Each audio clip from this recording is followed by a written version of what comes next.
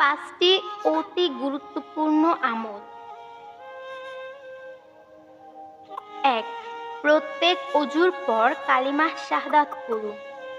এতে জান্নাতের ৮টি দরজার যেকোনো দরজা দিয়ে আপনি প্রবেশ করতে পারবেন। ২. প্রত্যেক ফরজ নামাজের শেষে আয়াতুল কুরসি পড়ুন। এতে মৃত্যুর সাথে সাথে জান্নাতে যেতে পারবেন। ৩.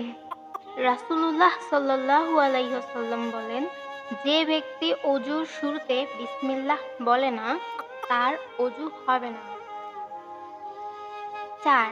রাসূল সাল্লাল্লাহু আলাইহি ওয়াসাল্লামের উপর সকালে ১০ বার ও সন্ধ্যায় ১০ বার দরুদ শরীফ পাঠ করুন। এতে আপনি নিশ্চিন্ত রাসূল সাল্লাল্লাহু আলাইহি ওয়াসাল্লামের সুপারিশ পাবেন। ৫. হযরত সালমান আলী ফার্সি রাদিয়াল্লাহু তাআলা থেকে বর্ণিত, নবী করিম সাল্লাল্লাহু আলাইহি সাল্লাম বলেন, যে ব্যক্তি আমার ৪০টি হাদিস আমার উম্মতের কাছে প্রচার করবে, তার জন্য কিয়ামতের দিন বিশেষভাবে সুপারিশ করা হবে। সুবহানাল্লাহ।